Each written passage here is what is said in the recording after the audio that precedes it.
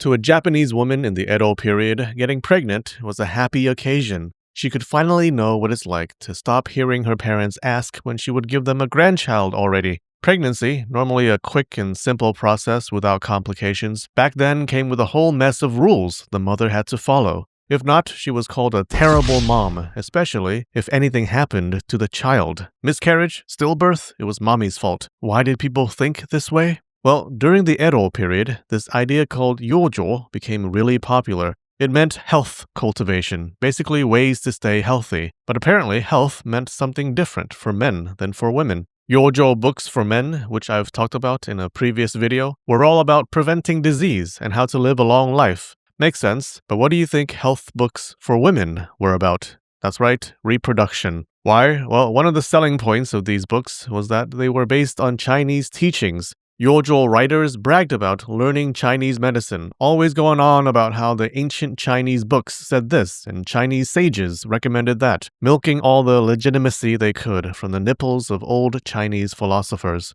Like how today you may have a trash product, but slap the word AI on the name and all of a sudden you can charge double. Thanks, Acer. As a go-getter, I really appreciate being able to use AI on my laptop, unlike shitty non-AI laptops where I'm forced to Google better laptops to buy. The Chinese thinker whose nipples were milked the hardest was a guy named Confucius. Confucius was a great ally to women, the way Littlefinger was a great ally to Ned Stark. To Confucius, a wife had to act pleasant, obey her husband, and most importantly for this topic, to make bebés, to continue the family line. To be without descendants was to smack your parents in the face with a toilet seat. Disrespectful and a degradation of duty. It was immoral. Now you might ask what all this morality talk has to do with health. Why were they spoken of in the same sentence? Well, Chinese doctors thought illness came from external causes and internal causes. External causes are whatever happens in your environment, like it's windy. Unrelated, but they were very concerned with the wind for some reason. It could cause all kinds of health problems. Everyone was one gentle breeze away from a stroke. Anyways, internal causes were things like strong emotions and eating too much.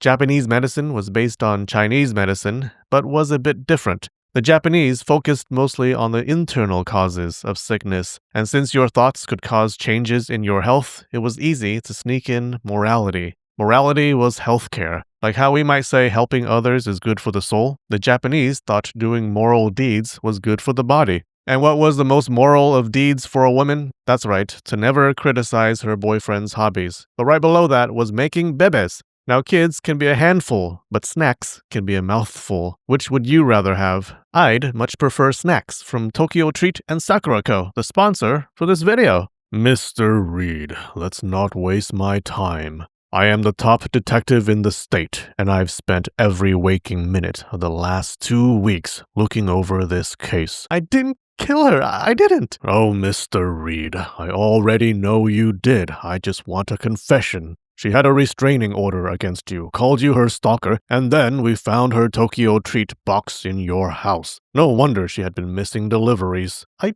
don't even know what Tokyo Treat is.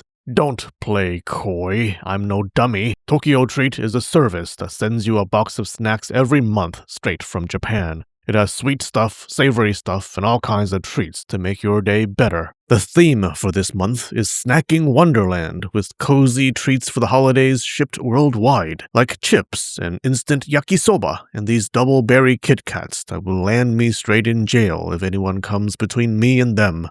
And if that wasn't enough, we found her Sakura Co. box at your place too. Sakura Co. is a more premium snack box service. You get local Japanese snacks that are rarely available outside Japan. Look at these yummy matcha mochi. Even comes with tea. And this month, a cute little plate to put your mochi on. Let me show you how dangerously good I am at my job. You're obsessed with her food, aren't you? You're a bit of a psycho, a real snack maniac. I bet you can't stand watching other people eat her food like this, can you? Nom nom nom nom nom nom nom. No, stop! They're mine! They're heavenly. I think I'll finish them all. Stop. Okay, I admit it. I killed her. I did. Just stop eating, please. Sakura Co. and Tokyo Treat. Even honest cops will frame an innocent suspect just for an excuse to eat these snacks. Click the link in the description and use code Linfamy to get a discount on your snack boxes now. They make for great gifts. One Yōjō book was called A Manual for Female Longevity, a title that sounds reassuring until you open the book. It said, "Husbands and wives are like heaven and earth. As heaven and earth join together to produce the myriad living things, husbands and wives join together and give birth to male and female children." Pregnancy was often called the will of heaven, and who are we humans to defy the will of heaven? We can't even defy the will of Instagram notifications. But then people asked a very important question. If it was the will of heaven, part of the cosmic order, shouldn't pregnancy and childbirth be easy? So why is reproduction difficult, painful, and sometimes even fatal? The answer was simple, said Yōjō health professionals. There was a difference between natural births and unnatural ones. Obviously, a natural birth would be smooth and easy. The child would pop right out like it slid down a bloody water slide. Complications only happen if the mother did something wrong, if she interfered with the natural course of things. How many things can go wrong? Very many, especially if you enjoy bedroom activity. To fend off all the things in the universe that could smite your fetus, health books created all kinds of rules for a woman to follow if she didn't want her bebe ending up back with the gods. One rule was to keep the belly warm. There was a Chinese belief that a cold womb could cause infertility. Honestly relatable. When I was growing up, we lived in a house with a faulty heater. Every time I tried to raise the thermostat higher than 55 Fahrenheit, it somehow activated a lecture from my parents on appreciating the value of $1 and turning that shit down. Living in a barely heated house in the winter gave me complications too. That's no environment for a fetus.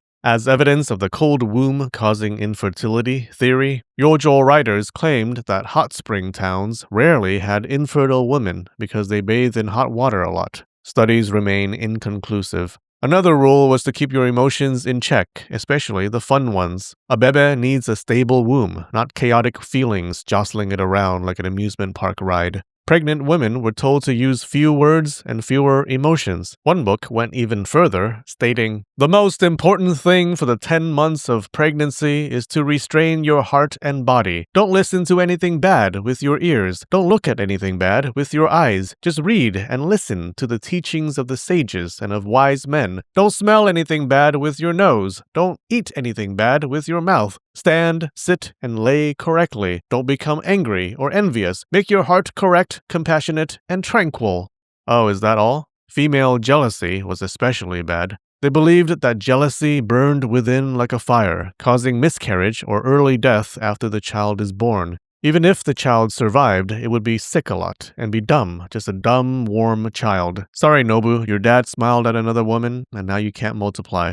They had many rules for sex that usually boiled down to, don't do it. Too much sex gave you what was called the heavenly punishment disease, also known as leprosy. Sexual desire was considered really unhealthy to both men and women. Women had an extra concern that sexual desire was also bad for the child's health. Sexual desire disturbs the womb, endangering the child. Was that a wet dream? Oh, it's a miscarriage. Even if the bebe is born successfully, it may get smallpox, die early, or develop skin diseases. You might get butterflies in your stomach looking at the cute neighbor, but those butterflies will fuck up your kid. Health experts encourage women to return to their parents' home for the last months of pregnancy and to give birth there. Not for her comfort, but because when a husband and wife are together, horny happens. Maybe not in your case, but ideally. One popular Yōjō book, The Grasshopper Manual, which sounds like a secret martial arts manual, but instead was a lot less fun, forbade pregnant women from not only having sex, but also from going to the theater, because kabuki theaters were notoriously slutty. Listening to gossip was forbidden, and even reading The Tale of Genji. The romance in that novel would give a fetus third-degree burns. Not only was it impossible to follow all the rules we just talked about, there were consequences. Not legal consequences, something worse.